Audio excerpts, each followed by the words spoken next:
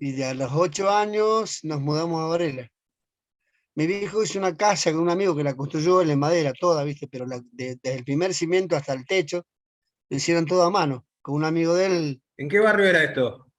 en Ceballos, no en 9 de julio. En Ceballos, ¿viste hasta el Puente Caído? Sí, A una cuadra y media para adentro. ¿Vos podés creer que esa casa todavía está? Yo me recibí de bachiller en el 70, en Santa Lucía. sí, En ese entonces era el director, el famoso Tino, el Cabezón Rodríguez, sí, personaje legendario, amigo de Videla, qué sé yo, bueno, sí. Sí, con pequeño todas las detalle, sí. connotaciones políticas que pueda aparejar eso. El Santa Lucía era una quinta que se transformó en colegio.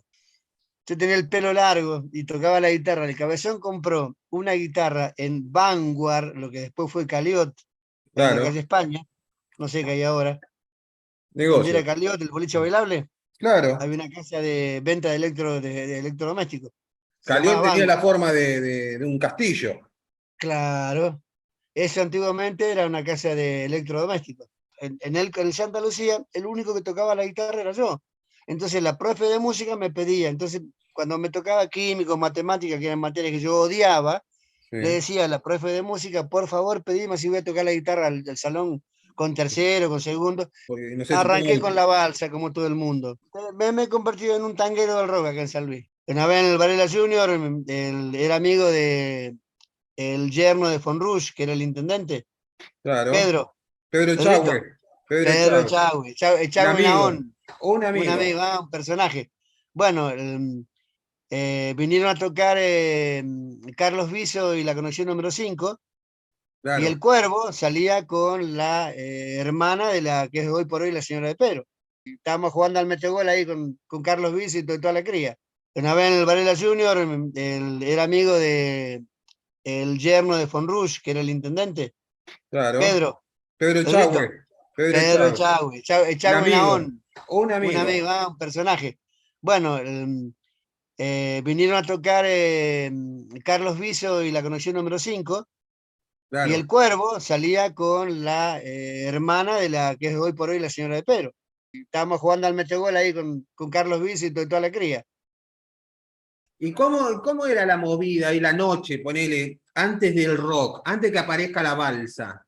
En Varela, ponele en el centro, en los clubes, o sea, se iba a El, bailar, se el, el iba. Varela Junior fue famoso por los carnavales que hacía, pues traía ¿No? números importantes y es más, fue hasta Roberto Carlos fue el Varela Junior en su momento, a ese nivel, ¿viste? Pero metía miles y miles de personas, era un baile espectacular. Después salió Calió, después salió Taos. Bueno, en realidad Taos ya existía antes de Calió, ahí en la Sellarés, que era un boliche chiquitito, a media cuadra, donde después fue la esquina famosa y de España y Sellarés. Cuando hicimos ese recital, yo lo fui a promocionar, era justo la despedida de Sui Generis en el Luna Park. El primero vino Lero Potzenda, de Heger, lo tenés, Sí.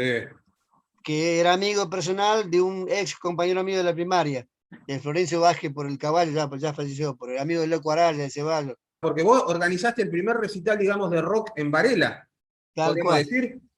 Y te digo, estaba Rubén Guito, Sí, Camín como solista, Ángel Natural, los chicos de Euterpe, que después fueron un Asteroide 27, una banda de Brazatei, sí. que me invitaron a tocar cuando hacían un recital ellos, yo iba como solista, le hacía la ¿Quién gamba. estaba en Asteroide? ¿Te acordás quién estaban? Y Antorno, Sí, Enzo y Antorno, que Pablo y Antorno era compañera mía en la secundaria de compañera mía. Ah, el Fakir, que después tuvo un Pomelo Galante, Mauricio cantaba, el Rata tocaba la batería, eran todos de Brazatei. En realidad el único de Varela era el Enzo, después eran todos de Brazatei. claro. Y el que quedó ahí, digamos, tocando fue el Fakir, que el Fakir tocaba muy bien la viola, fue el violero de Pomelo Galante durante un montón de años. Y Mira. hacían temas propios, una tipo balada, ¿viste? Pero era muy fanático de Spinetta, le gustaba esa onda. Y los chicos de Laberinto, claro, Darío, el Maxi y el Chiche. Maxi era un Chiche, bajista venezolano y el y batero el era Chiche, Chiche después tocó conmigo en Los Ángeles Negros un montón de tiempo. Y se enojó Corpucci. un día con el Chiche Corpucci. representante. Corpucci, Chicho Corpucci. Excelente músico y mejor tipo. La primera banda en Varela se llamó Escuadra, que yo tuve la suerte de estar con ellos, con el Gringo Pereira, Enrique Romero y Colinche, un batero que tenía una bolsa de palos, porque era una bestia como le pegaba a la batería. No le pegaba, la rompía la batería. Entonces tocaba con una bolsa llena de baquetas, Sí. porque en el medio del show volaban los palos por el aire y los partía al medio. Que la contra era el trío Basura. El trío Basura, ¿te acordás? ¿Quién estaba ahí? El trío Basura estaba el Vallejo, que era el preparador físico de España después de Racing, un batero pero extraordinario baterista. Tuve la suerte de tocar también con él en Los Ángeles Negros, me acompañó un par de años también con Los Ángeles Negros. Tocamos con él. Y después el Palito, que tocaba un pibe de Solano, le decían Palito, tocaba muy bien la viola. Pero yo era un fanático de los Rolling Stones. En ese entonces estaba Martes 13. Mm. Martes 13 eran todos Rolling Stones. Matacos, era todo Rolling Stone. Dum Dum en Solano era todo. Fuimos con Escuadra y nos cagaron a monedazo, Gustavo. Y nosotros hacíamos Beatles, hacíamos Creedence, no les gustaba esa onda a los pibes. Querían Rolling Eh, Stone. En Escuadra yo tenía 16, 17 años. Lo de las bandas así, del Santa Lucía vinieron mucho después. o Con sea, era un unos poco chicos. más hippie la movida. Al principio era Ya, más sí, ya Beatles. era. Ya. Floreció cuando fue lo de Suyena, le dicen en el Luna Park. Ahí fue, digamos, que La había explosión. toques, había movida, se veía un movimiento. Había boliches que podías ir a tocar en ese entonces. Después estaba Y también, hay un guitarrista que conozco que se llama Coco Cobos. bueno, el Coco fue, con todo respeto y orgullo, el que a mí me enseñó a tocar la guitarra. Ah, mira vos. El Coco fue el que yo lo tenía podrido, porque pasaba por mi casa y salía con la guitarra y le pedía acordes, le pedía cosas, ¿viste? Claro. Se mataba a risa el Coco, porque a mí me falta un dedo, me falta el Ah, índice. ¿a vos? Yo tengo ¿Eh? ¿A vos? Sí, yo no tengo los tendones del dedo índice, entonces Ah, todo me costó el doble para aprender. Hay claro. gente que me mira a tocar y dice, ¿cómo carajo hace? No sé, aprendí a tocar así. El tema del hipismo de esa época era que no teníamos un mango partido al medio. Ah, Entonces, sacar temas era poner el disco en el Winco, escucharlo y hacerlo de oreja. Y mi primera guitarra fue una Cook. Yo hacía trabajos así de calle, por ejemplo, trabajaba para una imprenta. eh, Mi primer trabajo de imprenta fue con Cerulio, de la sí, imprenta que está ahí, no sé si sigue estando. Ya tocaba la viola y mi viejo me regaló una Cook. sí, Yo fui a la fábrica de Cook y le vendí, ¿viste el papelito que lleva impreso en el medio, sí, adentro de la viola? sí. Bueno, eso, pero de a millares hacían. Pero vos si ves cómo fabricaban la guitarra, te morís, porque eran súper desprolijos para todo, ¿viste? Bueno, la guitarra tampoco nunca fue un buen instrumento, pero bueno, me encargaban el trabajo, yo iba a la imprenta de celular, le pedía la impresión, compraba el material y se lo cobraba. Claro, supongo que Conseguir no un había Robertón, mucho mercado para eso, ¿no? Y mucha guita tampoco para conseguir un Fender, un Marshall que eran importados. no, olvídate, si vos tenías un Marshall era la envidia de todos los músicos, no había, estábamos todos con farda. Cuando recién salió el Robertone, mamá, tener un Robertone era, wow, este tipo en primera juega. Y después, bueno, ya fue más fácil, aparecieron los Marshall, aparecieron las formas de conseguir equipos, gente que iba a Estados Unidos, vos se lo encargaba y te lo traían. Vamos a recordar un poco lo que fue el festival en sí. Vos lo empezaste a armar mucho tiempo antes. ¿Cómo te nace la idea de hacer un festival? ¿Por qué?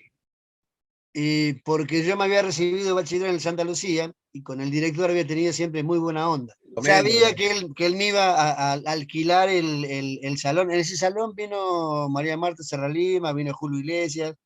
Cuando recién lo habían inaugurado, hacían espectáculos grandes, digamos, ¿no? Por el tema de las tribunas, por el tema. Lo que sí que el sonido, mamá. Y es que rebota todo, es imposible hacer un buen sonido ahí, ¿no? Necesitas de mucho equipamiento y grande para que suene más o menos bien. No es un lugar apto para hacer ese tipo de espectáculo, pero no había otro lugar. Y Y con ese armé el primero, bueno, no, para atrás. sí.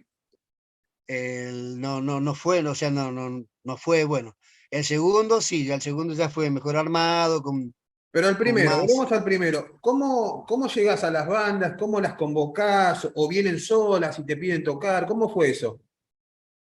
Eso se fue armando por una cuestión de conocimiento también, por haber tocado así, no sé, en los fogones, o conocer, o ir a la casa de uno a tocar, ¿viste? Tener ese cierto grado de amistad con todo, y nadie se animaba a hacerlo.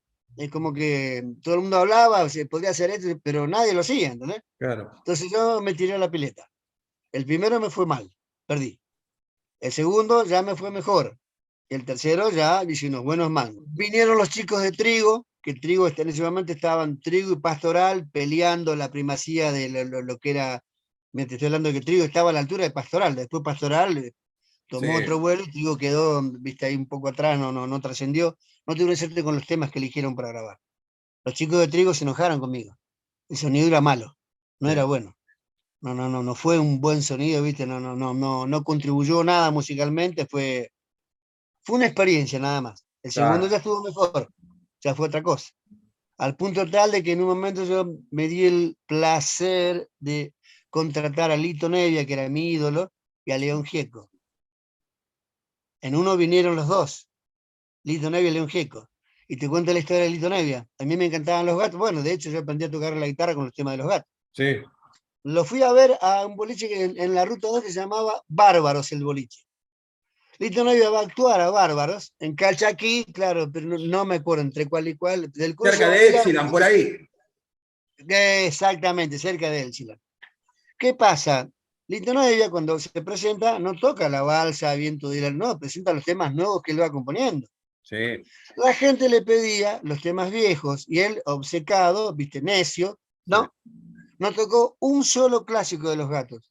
Tocó todos temas, inclusive tocó un tema que se llama La Caída, que dura 26 minutos. ¿Sabés lo que fue? Sí, me Se imagino. levantó, dijo, a mí me han aplaudido, me han tirado cosas, me han escupido, dice, pero nunca me han ignorado como acá, váyase todos a la mierda. Se fue recaliente el boliche. Sale del boliche y yo lo encaro. Listo, hay gente que le gusta lo que vos haces, por ejemplo a mí, que pim, pam, así, pues estos negros de mí, estaba recaliente el tipo.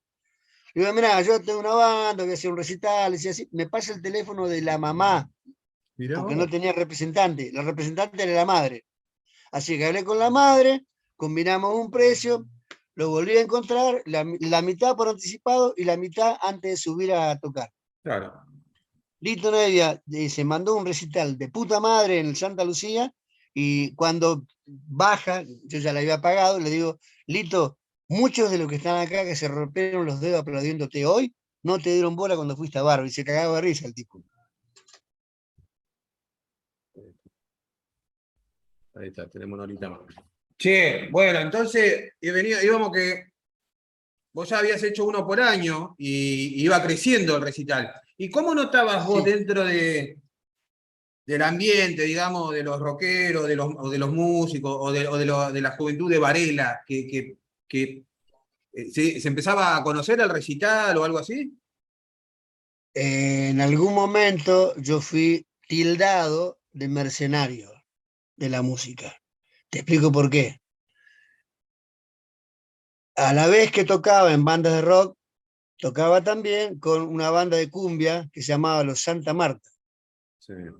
Los Trujillo en la disquería ahí frente a la estación, que imagino que debe estar todavía, tienen una foto mía negra y verde con lentejuelas. Me Sí. gastaban porque era un cumbiero, ¿entendés? Entonces a mí me tildaron de mercenario, porque como que iba a tocar por plata. Y Sí. es verdad, el pulpo, Yankee me le decían pelusa, vivía en un sótano. En Mirá. ese sótano, nosotros, con la Visión de Paz ensayamos un par de veces, ahí tuve la suerte de conocerlo. Fuimos a tocar el cumpleaños de la hermana de Pelusa nosotros, del pulpo, ¿De Basualto? de Basualto, con esa banda. Y con Fugaz tocábamos en Quilmes, en el Teatro de la Merced, que era conocido por los recitales que hacía, y tocamos un par de veces con ellos. Pero los chicos de Visión de Paz no eran así, tocaban porque les gustaba y punto, nada más. Estamos pasando desde Onganía, Perón, después los milicos. ¿Cómo se vivía eso dentro de Mira, la calle? una vez en un boliche que estaba en la esquina del Varela Junior, Sí. donde paraban algunos políticos, gente conocida, y yo iba a tocar la viola de onda, porque por ahí me tiraba unos mangos y hacía que canten, qué sé yo.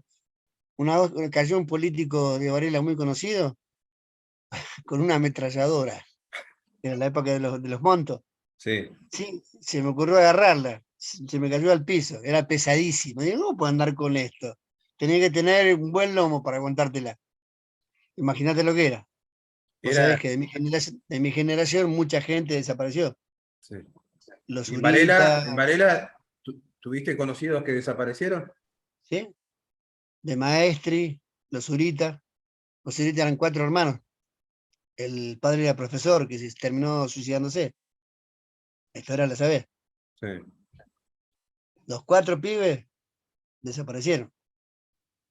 Y Che, uno de ellos era el que entregaba las armas a los que atacaron el batallón 601 ahí en Wilde, que pusieron un stand ¿cómo se llama? El pan dulce, y abajo del pan dulce está la ametralladora, los fusiles, ahí entregaron las armas. Y el camión que usan para entrar, se lo robaron, era un camión del flaco Pluma, Púsolo, ¿sí? sí. Que lo manejaba un chofer que tenía él. Bueno, con ese camión entraron, los estaban esperando, los masacraron. Eso Ahí era el ERP, ¿no? Eran del ERP. eran de leer. Y lo que dice, se puede tener que ver las pibas rubias de ojos celestes, hablaban de una manera tan, estaban tan adoctrinadas que le había hecho un lavaje de cerebro brutal. Estaban convencidas de que lo que estaban haciendo era por el país, Sí. no era por una cuestión mezquina, no, ellos eran mártires, se sentían mártires, los hicieron bosta, los mataron a todos. Los estaban esperando, los acribillaron, fue una masacre. Eso. Y acá en Varela, y la policía, ¿cómo se comportaba con los rockeros, con los músicos? No con los Y músicos, pero con los rockeros, con el joven que andaba con un si poco... tenía el pelo largo, ya eras candidato a que te demoraban, te llevaban, te bastardeaban, tenías que comerte la forreada, porque no había otra. No, no, acá no les gustaba el pelo largo. Entonces te hacían la vida imposible. Claro. Ahora, eh, en la jerga, yo era un perejil. Yo andaba con la guitarrita. Cuando compañeros míos andaban metidos en la política, a mí eso nunca me llamó la atención, no me gustó. Vos eras Pero un no me poco más metía. grande que toda esa camada, que Rubén, que Omar, que Darío. No sé si más grande, pero el que primero empezó con todo eso. Ah, Pero Rubén es más grande que yo. Rubén me lleva a mí un par de años. Omar Moreta es más chico que yo le llevo a Omar 2 o 3 años. claro. Sí, es más chico que yo. Che, ¿y Vos Day cómo era dentro de la zona? Porque supongo que para Y ese momento vos de era ahí la fue banda que triunfó del sur. y sí, vos de ahí fue lo que arrasó con todo. En un momento tenían doble juego de equipos. Estaban tocando en un boliche, iban a otro donde ya le habían armado el sonido. Ese que donde habían tocado primero iba a otro lado. Claro. Mientras ellos tocaban en el segundo, el primero armaba el sonido en el tercer lugar. No daban abasto. El Box Day fue la revolución, ¿viste? En su momento, ojo, tampoco había otra cosa. Pues salieron en un momento donde no abundaban los músicos de rock. Y pegaron, viste, con la Biblia fue consagratoria. A mí me gustó más la época de Box Day cuando estaba Yo Digo Doy. La primera época es. La primera época, Yo Digo Doy es el autor de los temas clásicos. Sin embargo, terminó operario en la Peugeot. Bueno, Este, mientras Godoy tenían 14 shows por noche, Carlos Godoy era operario de la Peugeot. Yo no lo conozco mucho, yo digo, lo he visto nada más, nunca hablé con él. Pero a través de Chiche, lo que Chiche me contaba es que en los ensayos la rompía, pero le costaba mucho, tenía miedo escénico. ah, Le costaba mucho mostrarse, era muy tímido, ¿viste? Era ese miedo escénico que mucha gente le padece y le costaba tocar, no salía a tocar.